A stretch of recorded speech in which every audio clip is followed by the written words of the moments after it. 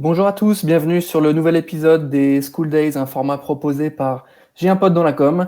Nous sommes donc en live pendant 1 heure pour parler orientation, pour parler métier du numérique, pour parler cursus, avec aujourd'hui un focus sur l'école My Digital School. Pour parler de toutes ces choses très inspirantes, on a le plaisir de recevoir aujourd'hui Romain de Arrojo, qui est responsable du développement de My Digital School, ainsi que son collègue et collaborateur Johan Marchesso, directeur campus et coordinateur pédagogique national de My Digital School. Merci à tous les deux d'être présents avec nous. Bonjour Valentin. Bonjour Valentin. J'espère que tout va bien de votre côté, que le déconfinement, post-confinement, je ne sais pas comment on l'appelle, en tout cas, que l'organisation à l'école se passe bien de votre côté. Ouais, nickel. Ok, super. Donc, on va être ensemble pendant 1 heure pour se parler un petit peu de votre école, nous préciser ce qu'elle raconte, ce qu'elle propose et quelles sont ses valeurs. Pour commencer, je commence tout de suite avec l'exercice de la minute promo. Vous avez 1 minute pour nous pitcher My Digital School, c'est quand vous voulez. Eh bien, c'est parti. Alors, tout d'abord, l'école des métiers du digital, c'est une école qui est ouverte à tous les profils, scientifiques, littéraires, techniques, créatifs. Et elle a pour objectif, en fait, de former les talents digitaux de demain et répondre aux attentes d'un marché de l'emploi qui est en pleine tension aujourd'hui, puisque les entreprises ont énormément de mal à recruter dans le digital. Ce qu'on a souhaité faire, c'est vraiment allier la dimension artistique qui correspond à l'hémisphère droit du cerveau au sens de l'analyse et de la technique de l'hémisphère gauche finalement et qui est présent, c'est le logo de My Digital School. La réelle force de notre école, c'est l'implication en fait des entreprises dans la construction et l'amélioration de nos programmes. C'est-à-dire que contrairement à beaucoup d'écoles, on s'appuie en des réels besoins des entreprises pour construire nos programmes et elles nous aident finalement ensuite à les améliorer quotidiennement pour être certain que nos formations préparent bien les jeunes finalement à un emploi et à des compétences actuelles. Et enfin, on a 3 grands objectifs finalement. C'est stimuler les esprits, c'est booster les carrières et c'est surtout rendre l'étudiant ce qu'on appelle explorateur de la formation, c'est-à-dire ne pas lui demander de subir une formation, mais vraiment de vivre une expérience et ses études à 100%. Voilà ce qu'est My Digital School. Merci Romain pour cette minute promo plutôt bien réalisée, une belle entrée en matière qui va me permettre d'enchaîner directement sur les valeurs de l'école. Si on devait préciser un petit peu la singularité, la spécificité de My Digital School, qu'est-ce que vous pourriez nous dire? Comment elle fait la différence par ses cursus ou sa pédagogie? Pourquoi My Digital School est une école différente? Alors déjà en termes de valeurs, les valeurs fortes, c'est l'employabilité, puisque l'objectif, ça surprend toujours, mais c'est pas de former des étudiants, mais bel et bien des futurs professionnels, puisque c'est ce qu'on attend sur le marché de l'emploi. Le mode projet, la pratique est extrêmement importante. Et puis, finalement, dans le secteur du digital, c'est les méthodes de travail qu'on utilise aujourd'hui et surtout l'accompagnement. L'accompagnement, il est extrêmement important. Un étudiant qui va arriver chez My Digital School, il va vivre 3 ou 5 ans avec nous. Et notre objectif, au-delà de lui délivrer une formation et un diplôme, c'est vraiment de l'accompagner dans la construction de son projet pro.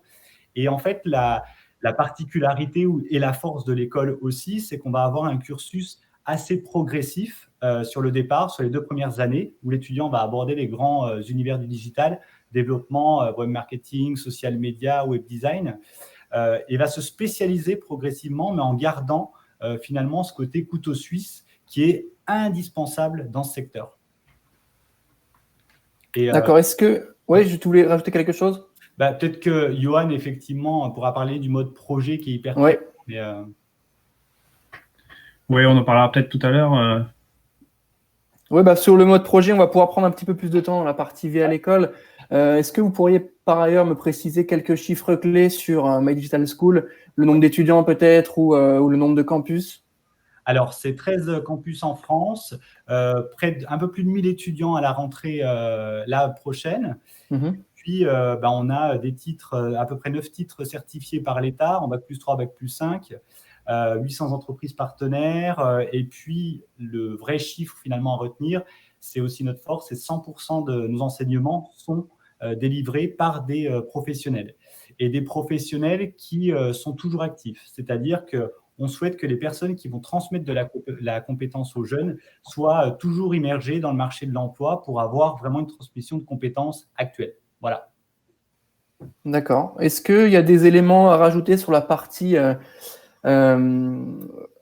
insertion professionnelle, parce que comme tu l'as précisé au début, c'est vrai que c'est des métiers qui changent, qui ne sont pas encore tout à fait nés, on va y revenir un peu plus tard, mais c'est quoi les différents leviers que vous avez pour parler justement de cette employabilité? Est-ce que on mise sur des compétences, sur la personnalité de l'étudiant? Quels sont un petit peu ces éléments forts pour l'école qui permettent justement cette fameuse employabilité? En fait, je peux prendre un exemple très concret aujourd'hui. J'ai une entreprise qui m'appelle, je recherche un alternant dans le domaine justement du marketing digital. D'accord, quelles sont vos attentes en termes de compétences? Elle me dit, en fait, la compétence, ce n'est pas ce qui prédomine chez moi, ça va vraiment être le profil, c'est-à-dire la motivation, l'implication, son attrait finalement aussi pour le marketing digital, et c'est ce que recherchent les entreprises. On a la chance chez Medital School d'avoir à peu près 80% de taux d'insertion après les études en moins de 6 mois. Donc, on a une très forte employabilité. Et aujourd'hui, l'entreprise, il y a une enquête qui est sortie de Cadre Emploi il y a un peu moins de 6 mois qui répertorie en fait toutes les attentes en termes de recrutement et les critères de recrutement. Le premier critère qui est recherché aujourd'hui, c'est la personnalité. C'est le critère sur lequel on s'appuie le plus. Est-ce que je me projette avec ce candidat? Est-ce que je m'imagine travailler avec plus de 35 heures par semaine? Et ensuite, arrive la polyvalence et la compétence digitale. Donc, finalement, même dans notre approche pédagogique, l'objectif pour nous, c'est de permettre à l'étudiant d'explorer et puis de faire exploser sa personnalité et ensuite, bien évidemment, lui apporter toutes ses compétences plus techniques.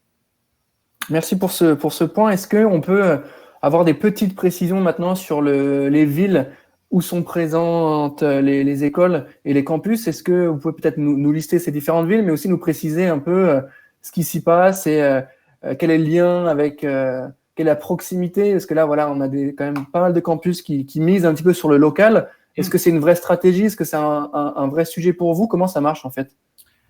L'idée de l'implantation des campus My Digital School, c'est tout d'abord, dès que finalement une école va ouvrir dans une ville, c'est de s'appuyer sur le marché de l'emploi. Il y a des études qui sont faites et on se rapproche des entreprises pour leur dire, voilà, on va peut-être s'implanter chez vous, à côté de chez vous. Quels sont vos besoins et comment est-ce qu'on peut vous accompagner? Et dès que le besoin de l'entreprise, effectivement, est assez fort, on s'implante. Au niveau des villes, on va être présent. Alors, c'est là où il faut ouvrir vos oreilles si vous souhaitez nous rejoindre l'année prochaine.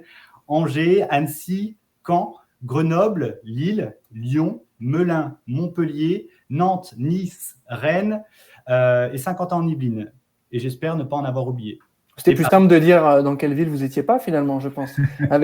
Qu'est-ce que ça veut dire avoir autant de campus? Quelle est la volonté de l'école derrière ça, quand on sait que pas mal d'écoles de numérique font le choix de se baser quasiment uniquement sur Paris ou sur Lyon? C'est quoi la volonté derrière? C'est de pouvoir justement répondre aux besoins qui est de plus en plus fort sur tout le territoire français en termes de profil.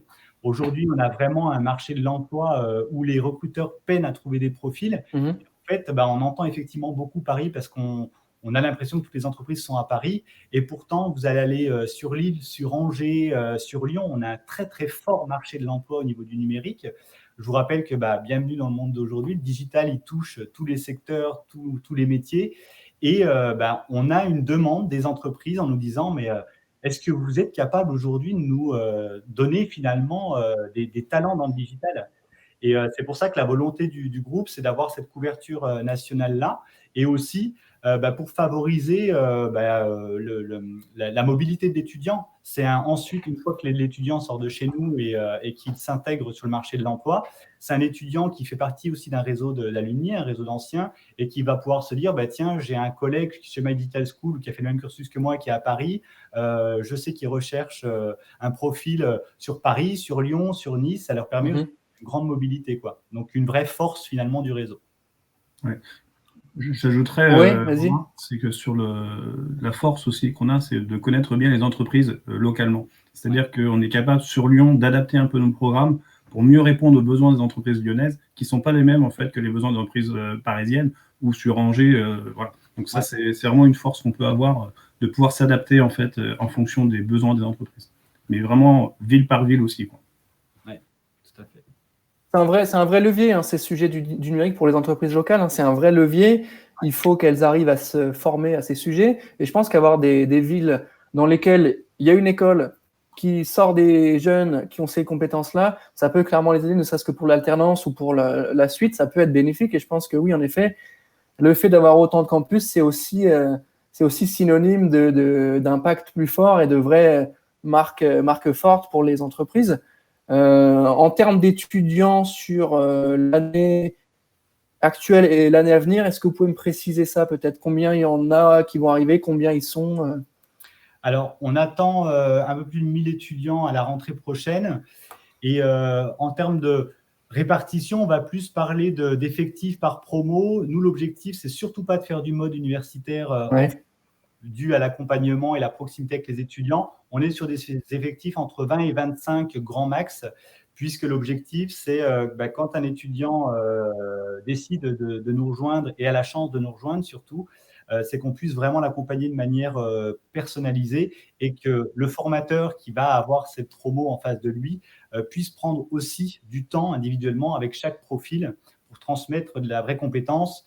On n'est pas là pour délivrer un cours juste pour délivrer un cours. On est vraiment là pour l'accompagner et puis lui permettre de développer de la compétence très précisément. Ouais.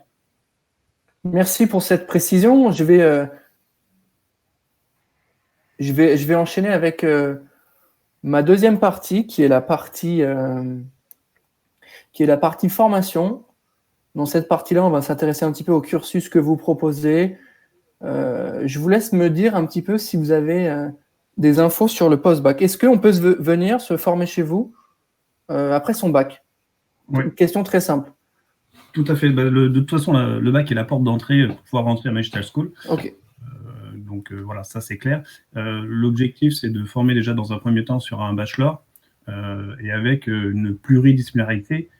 C'est-à-dire qu'on va travailler sur du marketing digital, du web design, du développement web. Et comme le disait un peu Romain tout à l'heure, vraiment l'esprit, c'est intégrer un maximum de profils divers et variés, parce qu'on aime bien avoir des profils différents, parce que dans les entreprises, on a besoin de profils atypiques, d'avoir des vécus divers et variés, et d'apprendre à travailler ensemble. Ça, c'est très important également. Donc, la première année, tous les étudiants vont suivre en fait l'ensemble des spécialités, c'est-à-dire qu'ils vont travailler sur du marketing digital, sur du web design, sur du développement, sur de l'intégration, pour que tous soient capables de comprendre ce langage-là. Petit à petit, au fur et à mesure des cursus, ils vont pouvoir se spécialiser et se dire, moi, c'est plutôt la partie technique qui me plaît, donc je vais faire du développement, ou l'aspect créatif, c'est très important pour moi, donc je préfère me spécialiser sur ce domaine-là. Mais tous vont parler le même langage, en fait. Ils seront capables de parler de code un web designer sera capable de parler de code ou de marketing digital ou de référencement, parce que dans les entreprises, dans les agences, dans les services informatiques, il y aura cette pluridisciplinarité et c'est important de pouvoir communiquer les uns avec les autres et de pouvoir dépanner le copain aussi quand il y a besoin, donner un coup de bourre sur un sujet. Voilà. Là, c'est pour le post-bac. Et est-ce qu'il y a des prises de spécialisation et si oui, à partir de quelle année en fait? Est-ce qu'on se spécialise après peut-être un bac plus 2 ou le bac plus 3 comment ça fonctionne? Ça se fait assez progressivement, c'est-à-dire que, comme je le disais, la première année est vraiment assez générale, où tout le monde doit toucher à tout, en fait. Petit à petit, dès la deuxième année, il y aura déjà un début de spécialisation sur des aspects, on va dire, un peu plus créatifs ou des aspects un peu plus techniques. Et à la troisième année, on bascule sur le format d'alternance. Et là, on est vraiment spécialisé sur un domaine métier. Donc, par exemple, sur le web design, on va parler d'UX, d'intégration, de création. L'étudiant qui choisit cette filière-là en troisième année ne fera plus que ça. De même, sur la partie web marketing, social media, l'étudiant sera vraiment sur du référencement, de l'AdWords, de l'analytics, sur de la rédaction de contenu, etc. Et il ne touchera plus tellement sur les autres aspects. Donc, la troisième année permet de spécialiser. Et là, on peut se dire qu'au bout des 3 ans, en fait, on a des étudiants qui sont à la fois polyvalents et à la fois avec une compétence métier, des compétences métiers très fortes. Ça permet vraiment d'asseoir en fait des compétences recherchées en fait dans les entreprises. Ils sont opérationnels. Et du coup, ils basculent en M1, M2. Comment vous appelez ça? C'est des MBA, c'est des masters? Comment ça s'appelle? Alors, ce sont des MBA, donc, de formation en 2 ans qui permettent de valider un niveau Bac plus 5. Alors, ce ne sont plus tout à fait des spécialisations, même si c'est des orientations, on va dire, avec une valeur forte sur tout ce qui est management, entrepreneuriat, travailler avec des clients réels, etc. Et après, des orientations métiers, c'est-à-dire data marketing, par exemple, où c'est un sujet, notamment sur la région parisienne, qui est très important. Donc, on va vraiment donner des compétences complémentaires, en fait, à ce qu'ils ont pu voir en troisième année. Ou sur des aspects UX, UI, où là aussi, c'est des métiers de demain. Dans certaines villes, c'est déjà très avancé, mais on est précurseur, en fait, sur d'autres campus pour amener ça, en fait, dans les entreprises, que c'est quelque chose qui devient très important. On a l'approche marketing digital, où là, c'est vraiment du renforcement et du pilotage de la stratégie, en fait, sur le marketing digital. Une quatrième formation, c'est le développement full stack. Donc là, on est sur quelqu'un qui est polyvalent, en fait, mais dans le domaine du développement et qui vise, en fait, à devenir architecte logiciel ou architecte web. Et le cinquième, celui qu'on vit complètement en ce moment, c'est le management d'innovation digitale. Donc là, on est sur la transformation des entreprises. Et donc, l'étudiant qui suivra ce cursus-là sera à même, en fait, de piloter au sein de son entreprise la transformation digitale, l'utilisation des nouveaux outils, la formation, vraiment apporter de la valeur ajoutée, en fait, à l'entreprise avec les outils digitaux.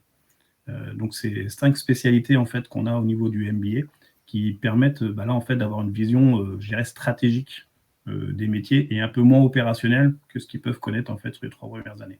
Oui, d'accord. Donc, l'idée, c'est de prendre un peu de recul aussi, parce que au-delà des compétences très techniques, il faut être capable, surtout aujourd'hui, de s'adapter un petit peu à l'évolution du marché. Je pense que voilà, le M2, enfin le MBA, chez vous, c'est un MBA, c'est un petit peu à ça qui sert aussi, et en tout cas à former peut-être des managers ou des gens qui, au-delà de mettre les mains dedans, parce qu'ils vont être amenés à le faire, ça c'est sûr, sont capables de prendre un peu de recul, de prendre des décisions et peut-être de l'idée aussi une équipe de chefs de projet digit ou autre.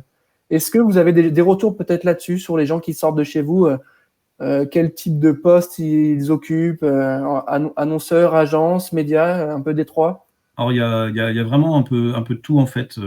Et déjà, ça dépend où on est situé, parce qu'en fonction de la province et de la région parisienne, c'est pas tout à fait la même chose. En termes de postes aussi, c'est très différent. Il y en a qui sont partis sur des postes vraiment de manager de projet, d'autres qui sont restés vraiment sur la partie très technique, très avancée, comme traffic manager, par exemple. Donc, c'est vraiment divers et varié, en fait. Enfin, c'est aussi l'idée de l'école, hein, c'est qu'on a des profils qui sont quand même assez polyvalents et qui sont capables de s'adapter à pas mal de métiers différents.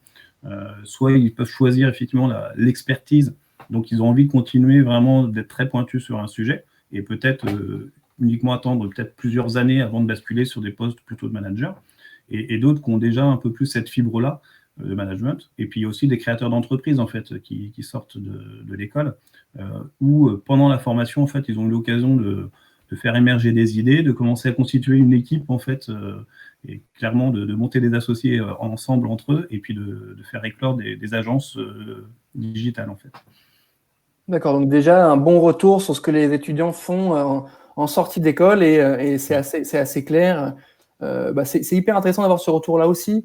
Est-ce que sur les maintenant les éléments plutôt liés au parcours, ceux qui viennent chez vous, par exemple, est-ce qu'ils ont vocation à être experts sur une technique, ou pas plus que on a vu les 3 ans pour les former à des éléments très concrets, les 2 ans pour prendre un peu de recul. Est-ce qu'ils vont être amenés à occuper des postes plus techniques que d'autres, ou pas forcément? Alors déjà, ça dépendra de la filière, en fait, qu'ils choisiront, okay, parce que les métiers du développement sont de fait très techniques. Bien sûr. Sur le management d'innovation digitale, là, on est plutôt très transversal. Là, ce qui est important, en fait, de prendre en compte, c'est vraiment la personnalité du jeune, et le parcours qu'il choisira, en fait, va vraiment dépendre de qui il est, de la personne qui se sera développée grâce à ce qu'on lui aura apporté, en fait. Donc, il n'y a pas d'obligation. On n'est pas une école purement d'informatique où on va avoir un expert cybersécurité. C'est pas du tout notre modèle d'école. On est plutôt sur des personnes assez polyvalentes, mais qui peuvent aller chercher de l'expertise parce que dans le travail sur l'alternance, etc., ils ont développé ces compétences-là de façon très fine, et parce que on a aussi des experts qui les forment, donc ça suscite des vocations. Mais c'est pas la vocation est plutôt à ce qu'il soit très souple et adaptable, parce que le marché est très changeant, il évolue beaucoup. Donc, il faut qu'ils soient capables de se former, en fait, à des nouvelles technologies, des nouveaux algorithmes de référencement, à des nouveautés, en fait, qui émergent tout le temps, quoi. Oui, c'était clair. Et ça, c'est un bon point que tu soulignes ici, Yoann, parce que ces étudiants-là sont amenés à travailler avec d'autres personnes. Donc, même s'ils ne maîtrisent pas à 100% le développement web, ils sont censés comprendre les enjeux pour discuter avec le développeur web et lui filer des tips ou parler avec lui pour un projet sur un client. Ils doivent être amenés à comprendre les enjeux et les métiers des autres personnes de l'équipe, je pense. Et du coup, cette pluridisciplinarité et cette formation assez large que vous proposez, à terme, je pense qu'elle permet ça. Et c'est vrai qu'on voit, il y a à la fois du marketing digital, il y a de la transfo numérique, il y a des choses très techniques comme du code. Je pense que c'est des profils qui aujourd'hui sont particulièrement recherchés par les entreprises parce que justement capables de s'adapter aussi aux nouveaux enjeux et aux nouvelles manières de travailler dans le numérique. Est-ce que par ailleurs vous avez des sujets sur l'alternance? Comment elle fonctionne? Est-ce que vous avez une semaine en entreprise, 3 semaines à l'école? L'inverse, comment ça marche l'alternance chez vous? Alors, l'alternance, on est sur effectivement un rythme, 1 semaine en formation, 2 à 3 semaines en entreprise, selon les mois et peut-être les campus aussi. Okay. Et l'objectif pour nous, c'est finalement que le jeune passe beaucoup de temps aussi en entreprise à partir du Bac+3, puisque l'alternance commence en 3e année chez nous jusqu'à la fin du cursus Bac+5. Et puis, finalement, on a tendance même à se tromper sur les termes. Une personne qui intègre une alternance via un contrat pro, contrat d'apprentissage, puisqu'on propose les deux aujourd'hui, cette personne-là devient une salariée d'entreprise finalement, envoyée en formation. Et l'objectif pour nous, c'est que le jeune soit un maximum de temps en entreprise et surtout pas considéré comme on l'a vu parfois sur des rythmes 3 jours, 2 jours, un peu stagiaire café qui est là de temps en temps, quoi. Ouais, c'est ça. Ouais, ok. Je pense que derrière, il peut en tirer une bonne expérience et comme tu dis, le fait qu'il soit vraiment considéré. C'est vrai que quand on est là que 3 jours ou quelques jours dans la semaine pour intégrer une équipe et pour être sur des projets un peu plus longs, c'est un peu plus touchy, c'est un peu plus compliqué de se mettre dedans, et surtout sur des métiers du digital où il faut quand même avoir un minimum d'implication parce que ça change, ça évolue, il faut des compétences. Si on n'est pas intégré à une équipe, c'est vrai qu'on va être amené à bosser sur des sujets qui ne sont pas forcément hyper variés, c'est plus compliqué, je pense. On te confie en fait souvent ce qui reste sur des... Ouais. Parce que tu arrives le lundi, le mercredi, tu dois repartir. Et le digital, on travaille beaucoup aussi justement sur le mode projet ou avec des semaines sprint où pendant 1 semaine ou 15 jours, il faut être à fond sur le projet parce qu'on doit rendre le projet au client au bout de 15 jours. Et en fait, l'avantage de ce rythme-là qu'on propose, c'est que l'étudiant, il peut vraiment travailler sur des vrais sujets. Et pas effectivement qu'on lui dise toi tu récupères les miettes parce que tu es là la moitié du temps, quoi. Oui, non, ça c'est clair. Et surtout, quand d'un côté on nous forme à l'école à plein de sujets, on nous donne les clés pour réussir, et qu'à l'inverse, on arrive dans l'entreprise et qu'on fait rien, qu'on n'applique rien de ce qu'on apprend, ça peut être frustrant, je pense, et ça peut être un peu handicapant. Donc, c'est vrai que votre rythme, il est particulièrement bien pensé. En tout cas, il fonctionne bien, je pense, même pour les entreprises. Elles sont plus à l'aise avec, donc je pense que c'est gagnant-gagnant. Ça me permet du coup d'embrayer sur ma troisième partie, qui est la partie vie à l'école. Donc, vie à l'école, on va s'intéresser un petit peu à vos différents types de cours. Tu m'as parlé de la semaine sprint. Est-ce que tu pourras peut-être nous en dire un peu plus? Donc, voilà, troisième partie vie à l'école. Je commence avec une question un petit peu cliché, mais qui néanmoins est essentielle parce que présente dans la tête des parents et dans la tête de certains jeunes. Qu'est-ce que vous répondez à quelqu'un qui vous dit la com digitale, c'est bouché? Alors, moi, ce que j'aurais tendance à répondre, c'est pas un secteur bouché, c'est un secteur qui a muté et qui est en pleine mutation. Et aujourd'hui, en fait, pour travailler dans ce secteur-là, il faut être polyvalent. Pour trouver du travail dans ce secteur, il faut être polyvalent. On le voit sur toutes les offres qu'on reçoit aujourd'hui. Pardon, je suis en train de m'étouffer en même temps. Sur toutes les offres qu'on voit aujourd'hui qui nous sont adressées par les entreprises, on ne cherche plus quelqu'un qui va être capable de juste mettre en place une stratégie de communication et puis peut-être créer le flyers. Alors je vulgarise un peu le propos ou je tombe dans le cliché. Aujourd'hui, quelqu'un dans la com, finalement, c'est quelqu'un qui va devoir gérer toute la partie social media, donc faire de la visibilité à l'entreprise sur les réseaux sociaux. On lui demande de toucher à de la vidéo qui est très, très recherchée aujourd'hui par les entreprises, de la création multimédia, créer effectivement du contenu pour le web. Et en fait, c'est vraiment la com. On a énormément d'attentes, même les entreprises. Aujourd'hui, elles ont bien compris que pour être compétitives et pour rester compétitives, il faut être très, très bon en termes de com. Vous avez plein de sociétés qui se réinventent aujourd'hui et on mise beaucoup maintenant sur ces profils-là, parfois presque avant même finalement la force commerciale qui avant était la force sur laquelle Là, on mise beaucoup sur ce type de profil et bienvenue dans le monde du digital ou dans le monde d'aujourd'hui. Vous l'avez vu, notamment ce qu'on est en train de faire là, finalement, c'est des outils aussi qui se sont transformés. C'est des nouveaux outils qu'on demande aujourd'hui à des personnes qui vont travailler dans la com, dans le market, dans les social media. On demande à ces personnes-là d'être à l'aise opérationnel avec ce type d'échange. D'accord, donc ça, c'était pour la partie com digital bouché, pas bouché. Je pense que c'est un adage qui revient souvent. C'est pas évident de le démonter parce qu'il est ancré dans les esprits, mais force est de constater qu'aujourd'hui, notamment avec le Covid, on l'a vu, les marques, leur premier sujet, c'était la communication. Qu'est-ce qu'on raconte, comment on le dit, quel levier, surtout en ligne, parce que physiquement, on ne pouvait rien faire. Alors, on l'a aussi utilisé, la communication, que ce soit auprès d'étudiants qui voudraient nous rejoindre, de nos étudiants, puisque nous, depuis l'annonce du confinement, on a continué, on a maintenu tous nos cours en distanciel. Les entretiens se sont faits aussi à distance. Donc, on a utilisé tous ces leviers finalement et ces nouveaux outils pour continuer à communiquer sans interruption. Et en fait, je pense que les appréhensions surtout des parents, ce sont aujourd'hui des clichés ou des choses assez dépassées. Effectivement, à une période, parce qu'on était sur de la com ou du média plus traditionnel, il y avait un secteur qui était bouché. Le meilleur moyen, ce que je conseille ou ce que j'invite à toutes les personnes qui doutent encore, c'est aller chercher des offres social media, charger de communication, et vous verrez de une qu'il y a du boulot, et de deux, l'évolution aussi de ces métiers avec cette polyvalence dont je vous parlais. Non, c'est clair. Je pense qu'il suffit d'ouvrir un site d'offres de job ou, pour pas les citer, Indeed ou je sais pas, mais pour se rendre compte qu'il y a quand même un grand nombre de demandes et il faut assurer ça. Et je pense que c'est pas une vue de l'esprit que de se dire qu'un étudiant ou une étudiante qui évolue avec des compétences numériques est capable de trouver un job et aujourd'hui, en fonction de l'entreprise, un bon job avec un bon salaire. Et ça, c'est bien de le préciser aussi parce qu'il y a des techniques et des compétences que d'autres n'ont pas. Du coup, ça a de la valeur sur le marché. Et ça, c'est bien en tant qu'école de le préciser aussi, je pense, qu'on forme à des métiers qui ont une valeur parce qu'ils sont en train de réinventer les entreprises, de réinventer les médias, etc. On l'a vu avec le Covid, c'était un vrai sujet. Merci pour cette réponse à cette question un peu plus touchy, mais qui au final est quand même essentielle parce qu'elle est un petit peu présente dans la tête des parents. J'enchaîne avec ma question profil type. Est-ce qu'il y a chez vous une recherche d'un profil type?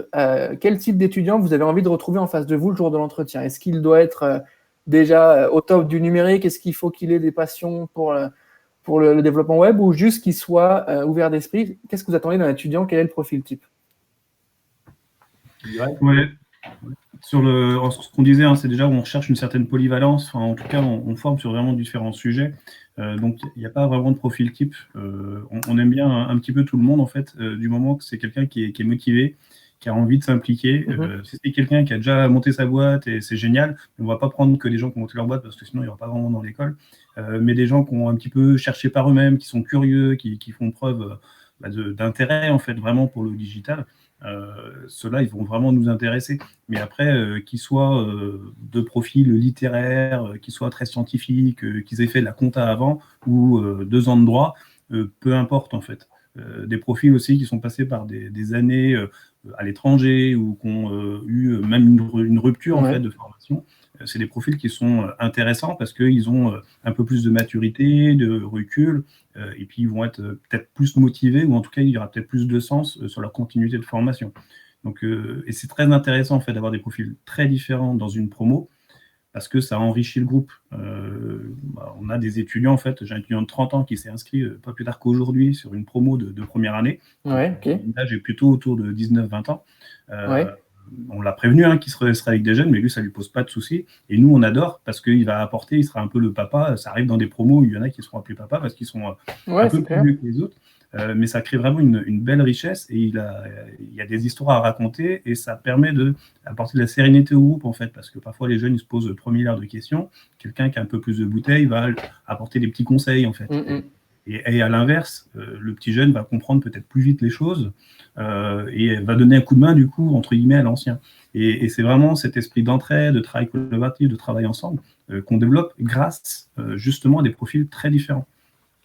C'est un petit peu sentiment de, je sais pas, enfin, c'est un peu la famille, j'ai l'impression. En tout cas, c'est un peu une ambiance très collégiale où on forme des experts, mais en même temps, on attend d'eux qu'ils soient quand même bien dans le groupe. Faut que le groupe vive bien, parce que c'est pas évident, je pense, de gérer ça, les différences d'âge, mais je pense que c'est essentiel. Et comme tu l'as dit, hein, l'ancien a peut-être pas plus de bouteilles, donc c'est vrai qu'il peut être un peu plus. Mais, ça me plaît beaucoup que tu parles de famille, en fait, parce que nos étudiants, en fait, quand ils parlent de l'école, ils disent que c'est une ambiance familiale, en fait, qui sont comme, entre guillemets, comme à la maison. Enfin, on joue beaucoup sur la bienveillance, sur inciter à grandir, à évoluer, à s'améliorer, et pas trop sur plutôt la rétorsion ou des choses voilà, un peu dures. On est plutôt très facilitateur, et c'est vrai qu'il y a cette ambiance très familiale ou une entraide assez volontaire. Enfin, on a des étudiants qui font des ateliers le soir, en fait, pour aider les copains sur des sujets, quoi. Ils s'organisent entre eux, en fait, et nous, on est un peu spectateurs de ça. Et d'ailleurs, on en profite parfois pour se former sur des petits trucs qu'on ne connaît pas. Et c'est super sympa, et je trouve que c'est une vraie richesse de l'école. Ouais, puis ça va un petit peu à l'encontre du modèle un peu classique, pas cliché, mais en tout cas, il faut avoir la meilleure note, il faut être le premier parce qu'après, tu as une sélection et les derniers, ils passent pas l'année d'après. Sur ces métiers-là du numérique, en tout cas ces formations-là, on a le sentiment que pour être bon, il faut être avec quelqu'un d'autre au final, et pour être bon, il faut être en team, il faut que le groupe vive bien. C'est un peu le sentiment que tu me donnes aujourd'hui. On a l'impression que c'est ce groupe et cet esprit de groupe qui fait que les gens se sentent bien chez vous et qui ressortent de là avec un diplôme qui fait sens, parce que ils vont être amenés à bosser en groupe dans leur entreprise aussi. Ça, c'est un vrai sujet. Et puis, pour apporter une petite précision aussi, parce que on a, alors sur les profils post-bac qui intègrent la première année ou même des personnes en conversion, la question qui revient toujours justement sur le profil, c'est oui, mais j'ai pas de compétences ou autre. Ça, enlevez-vous ça de la tête, puisque nous, l'objectif, c'est de vous les apporter ces compétences progressivement. Et en fait, ce qu'a dit Johan, c'est on a la même méthode de recrutement et les mêmes critères finalement que le marché de l'emploi. On se base à des motivations, à une personnalité, et à nous de voir si cette personnalité-là, puisque vous l'avez bien compris, effectivement, on a un état d'esprit qui est effectivement très familial, vraiment presque axé sur l'esprit start-up aussi. Sérieusement, sans se prendre au sérieux. C'est un petit peu notre philosophie. Et on recrute finalement aussi des profils en adéquation avec cet état d'esprit-là. Et après, sur les profils, par exemple, qui intègrent une 3e ou 4e année, qui viennent peut-être de cursus légèrement différents, j'insiste là-dessus parce qu'on l'entend trop peu. On a souvent des candidats qui arrivent en nous disant « oui, je pense ou qui ne nous contactent même pas parce qu'ils pensent qu'ils n'ont pas le profil ou les compétences pour ». Nous, on a un rôle de conseil et d'accompagnement là-dessus. Rapprochez-vous de nous, passez-nous un coup de téléphone, un petit mail, ça ne coûte rien. Bonjour, voici mon profil. Je suis intéressé par cette formation. Est-ce que vous pensez que je peux l'intégrer ou pas? Et si ce n'est pas le cas, notre rôle aussi, parce qu'on n'a pas un rôle qu'au moment où la formation commence, il est bien en amont, c'est de leur dire, alors cette formation, au vu de ce que vous venez de me dire et de vos attentes de votre projet, elle ne vous correspond pas. Par contre, on a peut-être un bachelor ou un MBA qui est plus adapté à votre projet. C'est un rôle de conseil. Donc, vraiment sur le profil type ou les personnes qui se questionnent, est-ce que j'ai le bon profil? Venez échanger avec nous. On reste humain, on n'a jamais mordu personne jusqu'à présent. Donc, allez-y. Oui, puis c'est pas conseillé aujourd'hui. Je pense que même si vous vouliez essayer, si on peut éviter dans cette période-là, c'est aussi bien. C'est pas plus mal.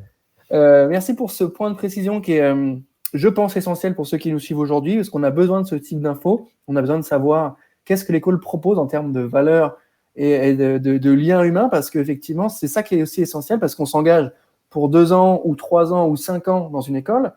C'est sa vie qui est en jeu. Sans mauvais jeu de mots, c'est quand même un vrai sujet. Il faut savoir où est-ce qu'on met les pieds. Et je pense que là, tu as donné un éclairage là-dessus assez complet. Je vais avoir une autre question pour continuer sur cet angle-là, mais tu nous as dit qu'il ne fallait pas forcément avoir de vrai background, peut-être en post-bac ou peut-être en bac plus 3, mais est-ce que si on va arriver en M1, M2, il ne faut pas un minimum avoir peut-être déjà fait un peu de com ou un peu de market ou un peu au moins de sciences de l'entreprise peut-être ou pas du tout? Je peux arriver avec une L3 une L3 d'histoire de l'art, je peux arriver en M1. Est-ce qu'il y aura peut-être une position de conseil et lui dire on te renvoie en L3 pour être bon pour l'année prochaine en M1? Comment ça marche? Ouais, c'est tout à fait ça en fait. Il y a vraiment ce rôle de conseil que Romain met en avant. Mais en fait, par exemple, quelqu'un qui fait une licence de psychologie, qui a un bac+3, pourrait aller en UX UI par exemple, parce que il y a une culture en fait autour de la connaissance de l'utilisateur qui est hyper intéressante. Donc la personne n'a pas un parcours digital, mais elle peut. Donc c'est pour ça qu'il faut étudier vraiment chaque dossier. On a une formation en fait en bac+3 qui s'appelle e-business, qui a vocation en fait aussi à être un tremplin pour aller vers le digital. C'est des gens qui ont des parcours différents en fait, qui ont fait des BTS divers et variés, qui ont vraiment une envie d'aller vers le digital parce qu'ils ont compris que c'était hyper important. Et donc ils vont bifurquer en fait dans cette formation qui s'appelle e-business pour acquérir. E-business, c'est ça? E-business, ouais. Ok. Pour permettre d'acquérir en fait toutes les compétences digitales au sens large, comme on a pu les évoquer, un peu de code, du marketing digital, de la com, du web design. Et derrière, en fait, ils pourront poursuivre pour aller justement vers un MBA un peu plus spécialisé, un peu plus touchy, pour qu'ils aient en fait les bagages nécessaires en fait. Il arrive aussi qu'on ait des étudiants qui pensent avoir le niveau en fait de rentrer chez nous, et on préfère leur faire reculer d'un pas pour avancer beaucoup plus fort en fait, parce que c'est vraiment ce rôle de conseil. Le but du jeu pour nous en fait, c'est que le jeune il soit à la bonne place, qu'il puisse vraiment s'épanouir chez nous, s'éclater et derrière trouver un job, le job de ses rêves, quoi. J'ai des petites histoires comme ça d'une jeune fille qui est venue nous voir après 2 ans de licence de psycho, qui me dit voilà, ça me plaît pas trop. Nous, on lui a conseillé de faire une première année parce que elle n'avait pas du tout de niveau. Elle a choisi de faire la formation e-business. Et pendant la formation e-business, elle s'est découvert en fait une vocation pour le développement. Elle dit mais c'est génial. Et finalement, elle est revenue faire une 2e année chez nous en développement pour pouvoir continuer. Et l'année prochaine, elle intègre en fait une 3e année en développement. Elle va pouvoir devenir développeuse. Et ce parcours-là, il est assez atypique, mais elle a une vraie richesse. Et demain, en fait, elle a tout son sens d'aller en UX UI en fait, où elle saura développer, elle saura beaucoup de choses. Et ça, c'est vraiment du cas par cas. Et c'est là où l'entretien en fait avec le jeune nous permet de cerner un petit peu ça et définir le projet professionnel, en fait, tout simplement. Ouais, c'est clair. Et je pense que là, même sans le vouloir, vous continuez, ou en tout cas, vous reprenez un petit peu le rôle du lycée qui aujourd'hui est un petit peu, qui a peut-être un peu de lacune là-dessus aussi, parce que moi, je me souviens, on avait le rendez-vous orientation début de l'année, fin de l'année, avec les notes. T'es bon prépa, t'es pas bon, ok, tu sais pas trop. Là, je pense que ce positionnement d'accompagnement, il fait du bien à un jeune qui sait pas forcément où est-ce qu'il veut aller, et il peut tester, il peut voir si ça marche. Il y a différentes filiales et différentes spécificités dans le numérique. C'est pas que du code, c'est pas que de l'informatique, c'est pas que de l'UX, il y a aussi de la strat, il y a aussi du marketing. Je pense que c'est bien de l'accompagner. En tout cas, merci de préciser ça. Vous êtes là aussi pour lui dire, écoute, non, t'es pas forcément fait pour notre école. Ou justement lui dire, écoute, oui, mais reviens peut-être sur une première année qu'une deuxième. Et je pense que ça, c'est essentiel et ça traduit aussi d'une certaine sincérité, parce que les jeunes, ils ont besoin de ça aussi, pas uniquement de remplir des classes. Et je pense que cette posture-là, en tant qu'école, elle est essentielle, elle fait du bien, je vous le dis, elle fait du bien à entendre et de se dire, effectivement, voilà, il y a un conseil qui est apporté, c'est pas juste, écoute, tu viens, on voit ce qui se passe, si t'aimes pas trop, tu te réorientes et puis on voit à la fin comment ça marche. Parce que c'est un peu ça ce qui s'est passé au lycée, j'ai l'impression, ils ont été un peu lâchés. Et je pense que du coup, les aider là-dessus, c'est important. Tu sais, le lycée, c'est pour ça qu'on se bat chaque année et que les lycées là, nous ouvrent, ça y est, leurs portes, où ils organisent pas mal de forums d'orientation. Et plutôt que de prendre en charge cette partie orientation qui leur manque, parce que sincèrement, les 3/4 aujourd'hui des profils qu'on rencontre qui sortent du bac ou qui sont sur un niveau bac nous disent voilà, moi, je suis attiré par le digital, par contre, je ne sais pas vraiment ce que je veux faire. Oui, bienvenue. Et on ne peut pas leur reprocher parce que toi, c'est sûr. Tu as vécu ça, je pense que moi aussi à l'époque, c'est j'ai jamais finalement découvert autre chose que les formations très classiques, BTS, licence, avec des filières générales. Et c'est ce qui manque aujourd'hui, c'est ce qui commence progressivement à arriver. Les lycées nous ouvrent leurs portes en leur disant « Ok les gars, on a bien compris que le digital, c'était le marché de demain. On n'est pas capable, nous, de les orienter. Par contre, est-ce que vous pouvez venir justement les conseiller ?» Et c'est pour ça que vous nous retrouvez de plus en plus dans les lycées des étudiants, quoi. Ce qui fait sens aujourd'hui, c'est vrai que qui de mieux que l'école pour parler de ces formations, au-delà d'une plaquette, je pense que c'est bien aussi de prendre ce temps de rencontre-là, qui est un peu compliqué aujourd'hui avec le Covid, mais c'est l'essence même du coup des School Days. Pour enchaîner, j'avais une question, moi, par rapport aux cours et au type de projet. Tu nous as un petit peu teasé la Sprint Week, tu nous as un petit peu teasé la manière dont vous bossez. C'est quoi être étudiant aujourd'hui à My Digital School? Comment ça marche, la théorie et la pratique en fait? Ouais. Alors déjà, faut sortir du schéma lycée, c'est-à-dire qu'on n'est pas sur un format 1 heure de maths, 1 heure d'histoire, pas du tout. On est plutôt sur des demi-journées, voire des journées, voire des semaines complètes en fait sur une thématique, ce qui permet vraiment de s'immerger et de s'investir complètement dedans. Quand on a 1 heure d'anglais, on peut essayer de dormir au fond de la classe. Quand on a 3h30 sur un sujet, notre intervenant professionnel, il est là, entre guillemets, pour susciter de l'envie, etc. Et c'est pas possible, en fait. Ce qui fait que tout le monde est en ordre de marche, en fait. Tout le monde est en train de bosser. Et après, on le fait de façon continue avec du sens, en fait. C'est-à-dire qu'on a des projets fil rouge, on appelle ça comme ça. C'est des projets où on va mêler, en fait, plusieurs matières, en fait, entre elles, où chacun va apporter la pierre à l'édifice pour qu'à la fin, on arrive sur un projet concret, réel, pour appliquer, en fait, ce qui va être vu. Pour répondre à ta question sur la théorie, pratique, etc., on a des approches théoriques qui sont assez succinctes, parce qu'on sait très bien que les étudiants ont du mal, en fait, à rester attentifs quand on leur explique les choses de façon trop longue. Donc, on est plutôt par des petites capsules, en fait, où on apprend en 10 minutes, le concept, ça fonctionne comme ça. Après, on pratique, en fait. Après, on essaye, on fait, on teste, on se trompe, et on s'améliore. Et on est vraiment dans cette dynamique-là de faire, en fait. Enfin, on a la chance dans le digital de pouvoir le faire. On a tous les outils, on peut réaliser des sites web, on peut faire du référencement, on peut tout faire, en fait. Donc, le but du jeu, c'est que l'étudiant soit le plus possible en train de tester, en fait, de pratiquer, et d'avoir un expert derrière, un espèce de mentor qui va lui dire attention, là, ton truc, ça marche. Par contre, c'est pas tout à fait dans les règles de l'art parce que ça a posé tel problème, tel souci, ou si c'est du code, c'est pas maintenable, etc. Et donc, en fait, on est vraiment dans la posture d'un coach, d'un mentor. Même, on pourrait retrouver dans une entreprise la même chose, quelqu'un qui est un peu un guide. Et derrière, il y a les gens qui sont en train d'apprendre pour apprendre à être plus performant, plus pertinent, mieux répondre aux besoins. Ça m'intéresse, tu as dit le mot on se trompe. Tu as dit on se trompe. Qu'est-ce que ça veut dire ça? Qu'est-ce que tu veux expliquer par là, on se trompe? Est-ce qu'on apprend plus? On a le droit, en fait. Ouais, c'est ça. Non, vas-y, je te laisse développer là-dessus, c'est intéressant. C'est hyper important parce que quand on code, par exemple, souvent, ça marche pas, en fait. Et avant que ça marche pas, tout simplement. C'est noir ou c'est blanc. Et finalement, à force d'itérer, d'essayer, on progresse. Et de ces erreurs, en fait, on va apprendre à se dire ça, c'est pas la bonne approche, c'est pas la bonne méthode. Et quand quelqu'un vous dit non, fais pas ça, on a le réflexe de vouloir le faire parce que en fait, c'est vrai ou c'est faux ce qu'il me dit. Effectivement, c'est ça. Fallait pas le faire. Mais je le sais, en fait, je le garde en moi et il n'y a plus besoin de l'apprendre parce que c'est ancré, en fait. Donc, le fait de pouvoir tester et effectivement échouer, ça permet de s'améliorer derrière et de ne pas renouveler l'erreur, en fait, dans un cadre professionnel. Ça rentre dans une réflexion un peu plus globale, parce qu'on se rend compte beaucoup d'entreprises font des séminaires, font des prises de parole sur le droit d'échouer, le droit de se tromper. Parce que c'est vrai, quand tu réussis, tu ne te poses pas la question de… C'est souvent aussi le problème des lycées, on l'a vu, quand tu as une mauvaise note, on ne te explique pas, souvent on ne te dit pas pourquoi, on ne te dit pas… où est-ce que tu peux t'améliorer? Je pense que, comme tu le dis, le fait de se tromper, les entreprises s'en rendent bien compte, peut être beaucoup plus bénéfique que de tout réussir l'un à la suite de l'autre. Et je pense que cette pédagogie-là est utile. Il y a ça, il y a le fait d'avouer l'échec quelque part. Parce que c'est pareil, moi, c'est déjà arrivé d'avoir des étudiants qui n'étaient pas très à l'aise dans l'entreprise, qui ne pouvaient pas dire qu'ils n'y arrivaient pas, en fait.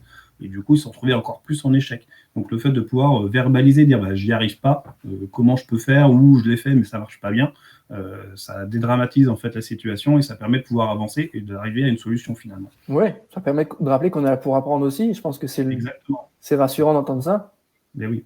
Ouais. Est-ce que tu voulais rajouter quelque chose là-dessus sur la partie pédagogie, théorie? J'ai détaillé la partie sprint justement là, parce que ça tient à cœur. C'est ça. On a plusieurs, je parlais de thématiques sur une demi-journée, une journée, etc. Mais on a aussi des semaines thématiques. Et sur chaque niveau, en fait, on le fait parce qu'on est plutôt sur un format hackathon. Dès la première année, en fait, on a un challenge avec un vrai client professionnel, en fait, qui a besoin d'un site web. Voilà, c'est pas un besoin très compliqué, on est en première année. Et chaque petit groupe d'étudiants va travailler à définir une charte graphique, faire tout le design, etc. du site web. Comme ça, le pro, il a plein d'idées, il a plein de projets, c'est super. Mais eux, ils sont face à un client. Et ça, c'est une posture hyper intéressante et hyper stimulante. Et à la fin, ils nous bluffent à chaque fois parce qu'en une semaine, ils ont réalisé des trucs assez extraordinaires et ils sont qu'en première année.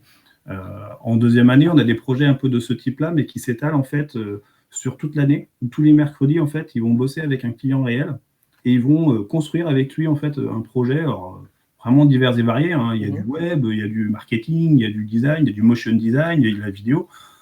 Ils vont construire ça vraiment avec le client. Donc ça, c'est pareil, c'est de la mise en pratique. Sur le côté sprint, en fait, on a ça sur les MBA. On a une semaine, en fait, un peu sur un principe de startup week-end. Donc, on est en train de créer, en fait, une idée de startup avec plein d'outils, de design sprint, d'aller faire des enquêtes utilisateurs, de plein de choses. Et puis, à la Ils fin, partent de zéro? Ils doivent trouver Ils partent l'idée de ou zéro. vous leur donnez un concept, ils le développent? Là, ils partent de zéro, en fait. C'est-à-dire que la première demi-journée, justement, c'est aussi un cours, c'est comment on apprend à créer des idées, en fait. D'accord. Tout simplement. Et derrière, ils vont tester cette idée-là pour voir s'il y a vraiment des gens derrière qui sont intéressés par ce produit-là. Je sais pas, il y en a qui voulaient faire un système pour gérer les tickets, parce qu'ils en ont marre qu'on ait toujours des petits tickets de carte bancaire. Ouais, c'est Ils vrai. ont fait ça. Voilà, c'est pas bête, mais d'un autre côté, est-ce qu'on peut gagner de l'argent en faisant ça, quoi. Enfin, donc, Ouais, la ok. semaine, en fait, ils vont tester, ils vont avoir des utilisateurs, ils vont chercher à avoir un modèle économique, et puis à la fin de la semaine, ils pitchent, et puis le projet le plus intéressant, en fait, c'est lui qui va remporter la semaine, en fait. Ah, tu fais bien de mettre le point sur ça, sur l'aspect économique. C'est-à-dire que oui, c'est bien de les mettre dans cette situation, mais comme on rappelle, hein, la durée de vie d'une startup, c'est entre 2 et 3 ans. Il y a un peu ce phénomène en école de dire qu'il faut faire des startups, mais tu fais bien de souligner le point, est-ce que c'est une boîte qui peut marcher, est-ce que c'est un concept qui peut marcher, qui peut devenir viable? Et ça, je pense que c'est essentiel pour des étudiants. Voilà. Et sur les MBA, on travaille pas mal cette partie business plan, business financier, et on les fait passer en fait face à des business angels en fait pour voir si les gens seraient prêts à mettre un chèque dessus en fait. Et c'est hyper intéressant comme expérience parce que ça permet de voir concrètement ton projet, est-ce qu'on peut y aller ou pas, quoi. Et ça les confronte finalement à ça, parce qu'on peut avoir la meilleure idée du monde, mais finalement que c'est bien gentil, mais personne n'en veut, quoi. Enfin, ouais, c'est ça. On ne peut pas faire d'argent avec. Donc c'est important d'avoir aussi cette mesure-là. Oui, c'est clair. Et je pense que ça les confronte un peu à la réalité du terrain qui est lever des fonds, c'est pas une fin en soi, et tous ces concepts un peu de Startup Nation où on nous vend un petit peu de rêve. Je pense que c'est bien de les recentrer, de leur dire écoute, ton produit il est top, mais on n'en veut pas en fait, parce qu'il y a un concurrent belge qui le fait sur le marché français en fait. Donc, Exactement. Ça, c'est des questions qui sont un peu dures à recevoir, mais qui sont essentielles pour avoir un projet qui est cohérent. Et ce qui est hyper intéressant en fait dans cette approche-là, c'est qu'en plus ça les apprend à entreprendre. Parce que j'estime que dans une entreprise, on n'est pas obligé de tous monter notre boîte, mais d'être entrepreneur dans l'entreprise, forcément on va évoluer, on va apporter des choses et puis on va s'éclater dans son job. Et ça, c'est super riche aussi de développer cette envie-là, quoi. Être un peu proactif, et je pense que ouais. Aujourd'hui c'est assez essentiel. Est-ce que vous pourriez me préciser quelques chiffres sur le taux d'insertion, le nombre de personnes qui trouvent un CDI après l'école, le salaire, voilà, tous ces éléments un petit peu post-école sur lesquels on peut prendre des notes pour ceux qui nous suivent? Sur le taux d'insertion, on va être à 95%. C'est les dernières enquêtes qu'on a envoyées au ministère du Travail, juste pour expliquer un petit peu comment ça fonctionne. On a une obligation envers l'État pour avoir ces fameux diplômes reconnus.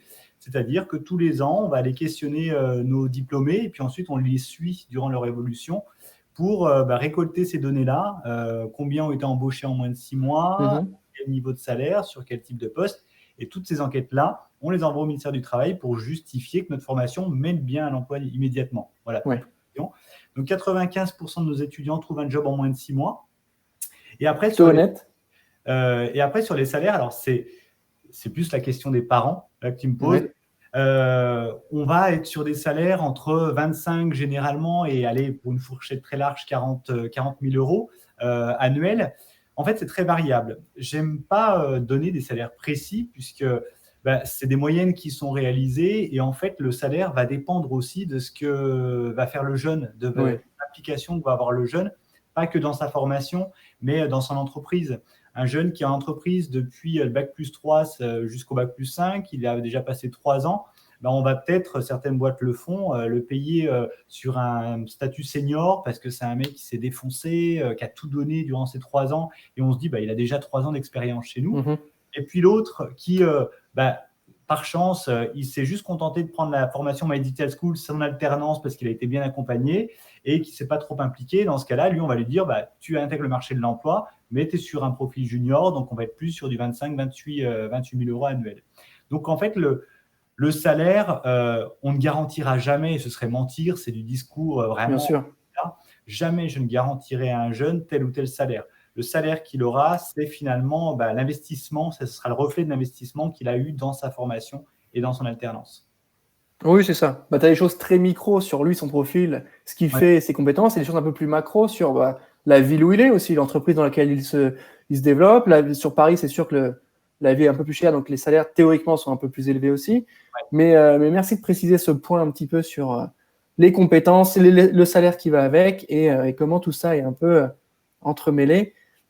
Est-ce que tu peux m'expliquer la vocation de l'école à gérer toute la partie B2? Est-ce qu'il y a vraiment, on en a parlé un petit peu, mais est-ce qu'on peut préciser, est-ce qu'il y a un engouement sur l'extrascolaire? Est-ce qu'il y a des projets annexes? Qu'est-ce qu'on fait une fois qu'on n'est pas en cours, en fait? Ouais. En fait, sur chaque campus, on a beaucoup d'étudiants, on n'a pas que Magister School, ce qui fait qu'il y a une vie d'école en fait hyper riche. On a un BDE qui organise des soirées diverses et variées, donc ça plaît plutôt aux étudiants. Ouais. Mais comme je le disais, en fait, on a aussi des ateliers, on a des journées d'intégration qui permettent d'apprendre à se connaître. Donc il y a pas mal de petites choses comme ça qui font que ça vit bien en fait entre les étudiants. Et puis ce que j'aime bien, je le rappelle, c'est l'esprit d'entraide en fait qu'il peut y avoir sur ce côté atelier qui s'organise en fait assez naturellement via le B2 en fait, où ils disent tiens, on va centraliser, il y a un besoin. Voilà. Il y a vraiment un aspect être tous ensemble et faire des trucs quoi. C'est plutôt riche quoi. Ouais, donc l'école vit bien en dehors des cours et des projets de cours. Parce que c'est ça aussi, quand on choisit une école, on choisit aussi la ville qui va avec, la ville qui va avec et les projets un petit peu annexes. Ouais. Je pense que c'est bien de préciser ça. Et comme on a des promos pas très grandes, en fait, ils se connaissent bien. C'est combien par promo à peu près? Ça dépend vraiment des campus. Nous, on est sur une vingtaine maximum. Okay. En fait. Après, il y a des campus qui donc c'est un peu plus. Ouais. Mais c'est vrai que ça vit bien. Et puis, les vendredis matins sont parfois un petit peu difficiles, j'avoue. Ouais.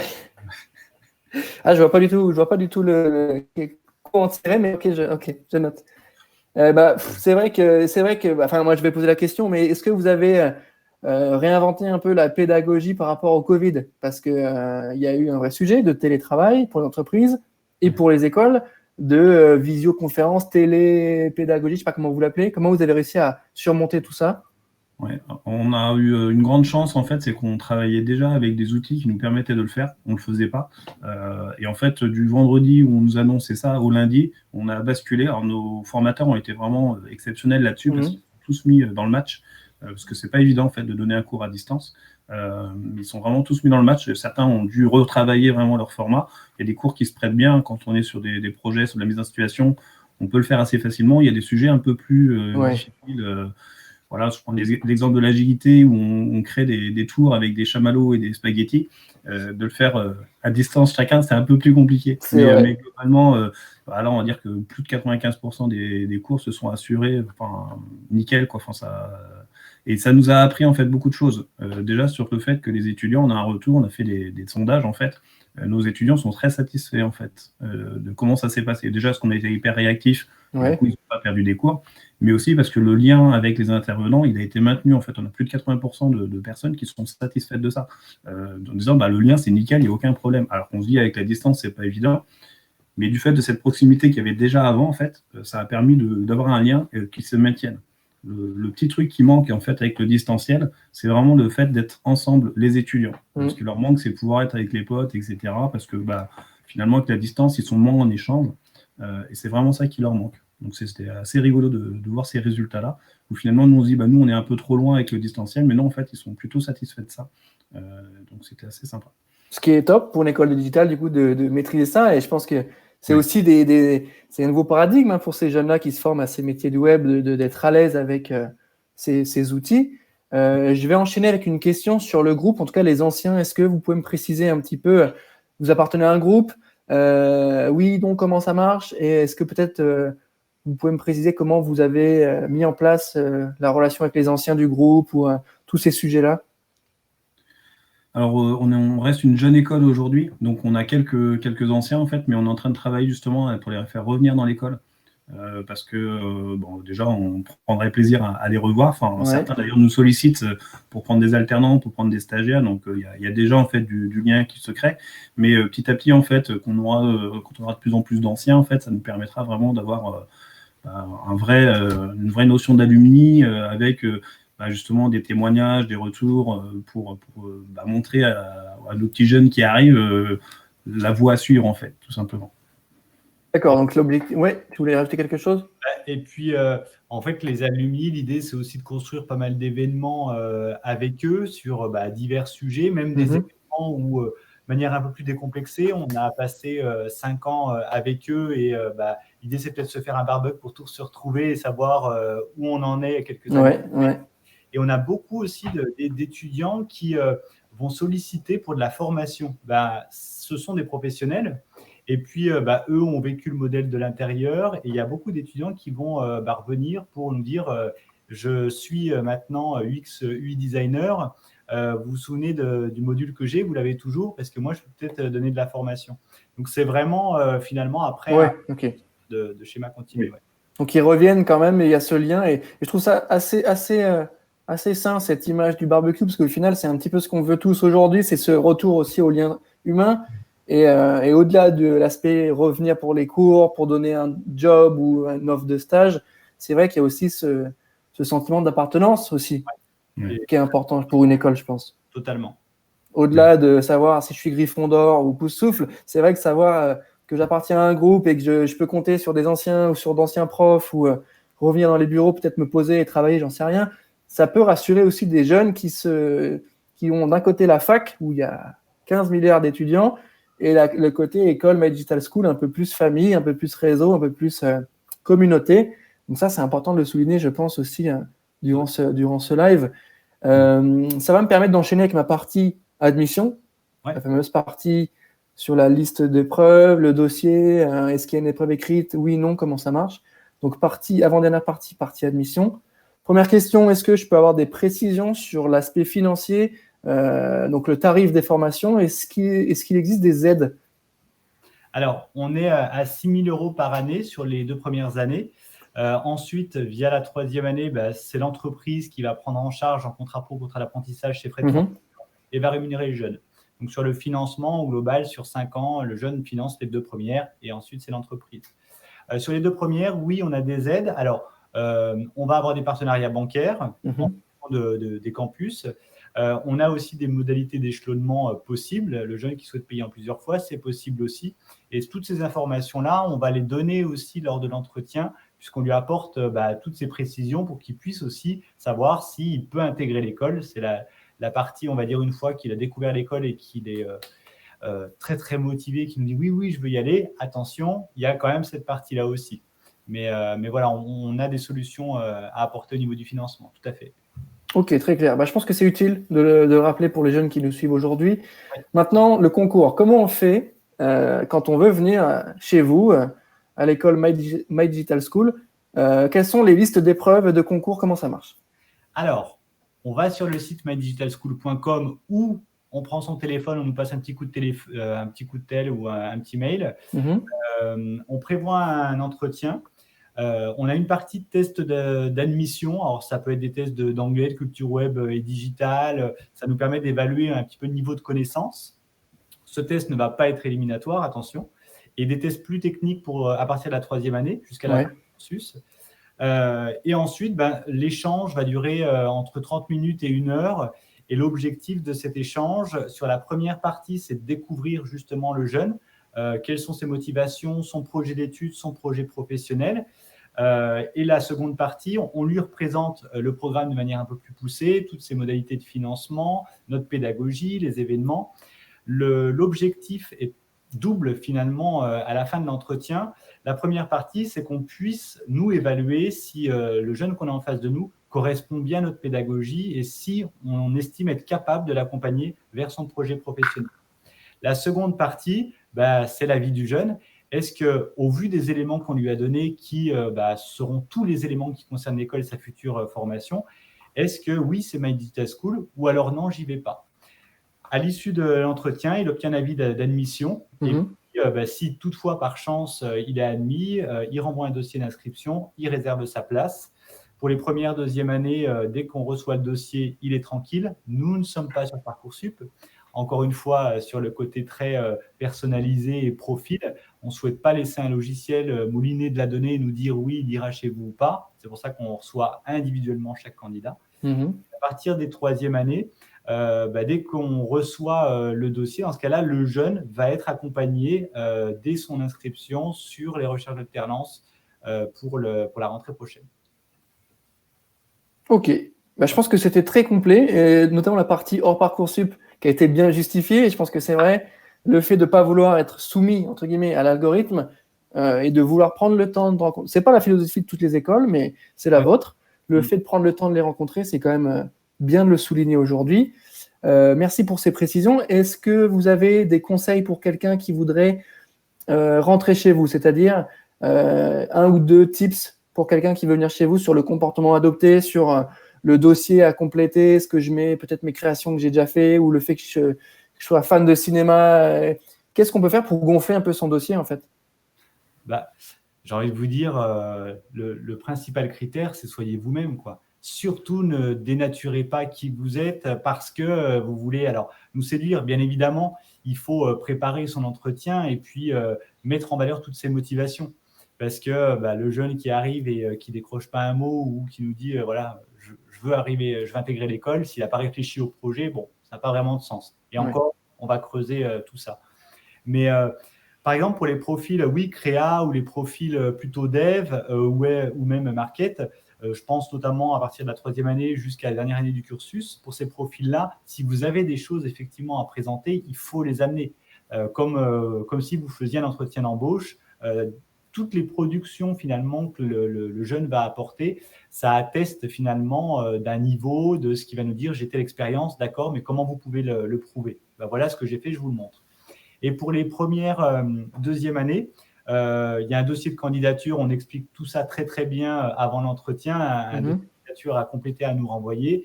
Et après, on va juste lui demander en fait de présenter son projet et nous on va le questionner pas mal pour savoir qui il est et s'il correspond à l'école. Donc vraiment, la base, c'est de rester soi-même. Voilà.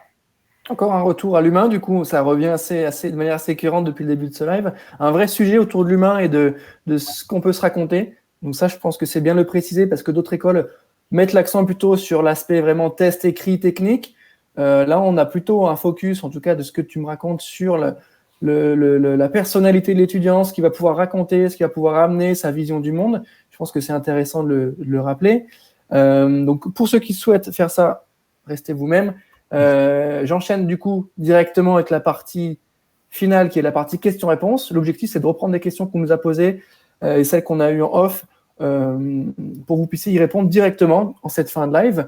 Du coup, ma première question que je suis en train de regarder sous les commentaires du live est la suivante de Agathe qui nous demande: est-ce que l'école propose des masters à distance par hasard?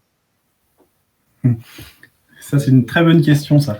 Aujourd'hui, on a distance de fait par obligation. Demain, en fait, la vocation de l'école est plutôt d'être en présentiel, même si on envisage de faire quelques cours à distance parce qu'on serait obligé de le faire. Enfin, là, ça serait plutôt sous contrainte. Mais la vocation de l'école est plutôt dans le présentiel parce que, comme tu le disais, on aime bien le contact humain. La distance, c'est sympa, mais ça se fait plutôt dans l'école, en fait.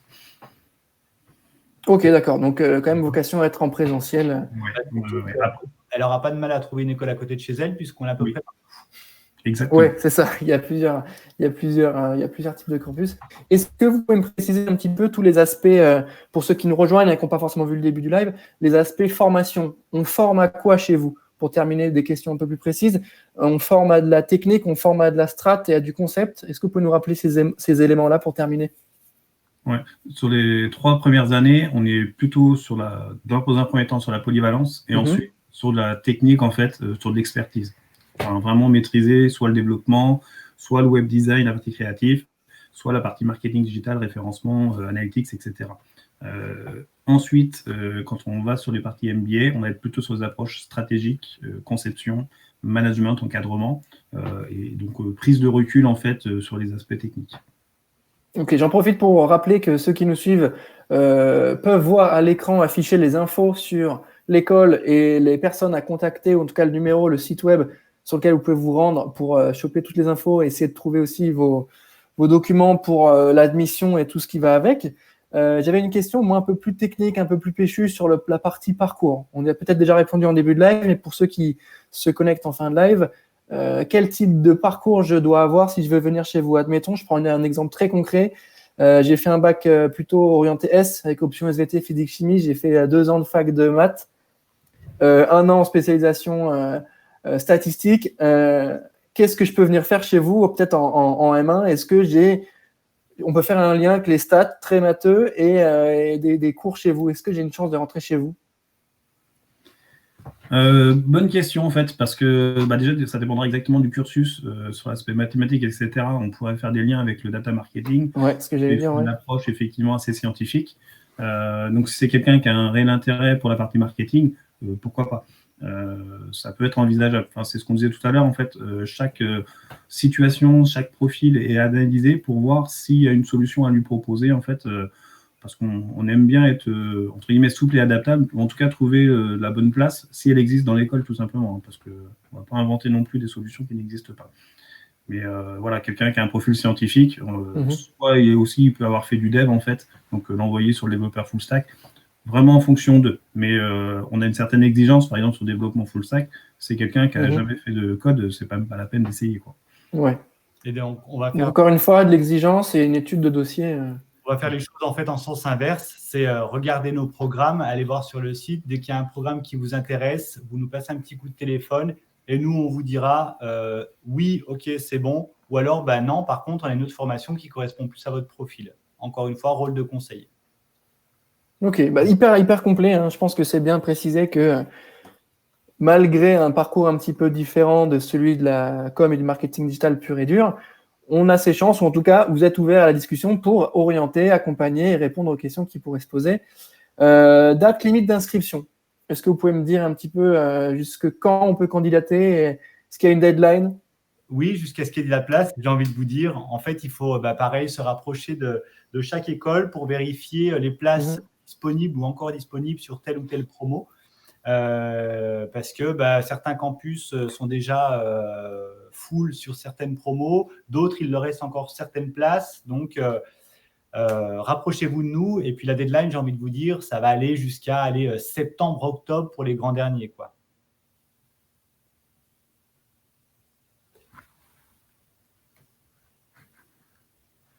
Alors, pas d'inquiétude, hein, je crois qu'on a perdu Valentin qui nous a laissé. Donc, Valentin va arriver. Alors, au niveau effectivement de tout ce qui va être, est-ce qu'il y a de la place, est-ce qu'il n'y a pas de la place? Vraiment, encore une fois, rapprochez-vous de toutes ces écoles, les 13 écoles en France, et on saura vous le dire. Ok, je pense que 13 écoles, c'est quand même assez conséquent. Et vous allez forcément trouver soit celle qui vous convient le mieux parce que les locaux, parce que la ville, parce que la proximité avec la région. Pour terminer ce live, est-ce que vous pourriez me donner 3 mots-clés, 3 concepts forts qui pourraient donner envie aux jeunes étudiants de venir chez vous? J'en aurais tellement. On peut dire école ouverte, innovante, dynamique, professionnelle et plein de choses encore. Et humaine, surtout. C'est ce qu'on a essayé de vous montrer aujourd'hui. Ouais. Ok, donc humaine, dynamique, en lien avec les enjeux des entreprises aussi. On l'a dit en début de live. Le but, c'est de former des gens qui ont aussi cette prise de recul-là. On arrive à notre fin de live School Days avec Focus My Digital School. Merci à tous les deux d'avoir pris le temps de répondre à nos questions. Je profite de ce dernier temps pour préciser qu'à l'écran sont mises en avant les infos pour le recrutement, pour les admissions. Donc, n'hésitez pas à prendre contact avec l'école qui sera à dispo pour vous répondre. Si vous avez des questions, nous aussi, on est vraiment présents pour prendre les questions et leur transmettre. Peut-être un mot de la fin, Johan, je vois que tu voulais rajouter quelque chose. Familial en fait. Venez rejoindre la famille, tout simplement parce que on aime les gens en fait, tout simplement. Donc c'est pour ça qu'on aime bien les rencontrer, pas les mettre dans des cases, pour apprendre à les connaître et voir s'il y a une place chez nous ou pas en fait, tout simplement. Travailler sérieusement, être sérieux sans se prendre au sérieux. Je pense que c'était un petit peu ça la philosophie qu'on a senti depuis le début de ce live. Merci à tous les deux d'avoir été présents. Fin de l'épisode School Days avec Focus My Digital School. N'hésitez pas à vous connecter sur leur site pour prendre les infos. Recrutement jusqu'à ce que les classes soient pleines. Donc, on a dit vers septembre. Merci à tout le monde d'avoir été présent. Merci à vous deux et je vous dis à très bientôt et bonne soirée. Merci Valentin. À bientôt, merci, au revoir. Au revoir.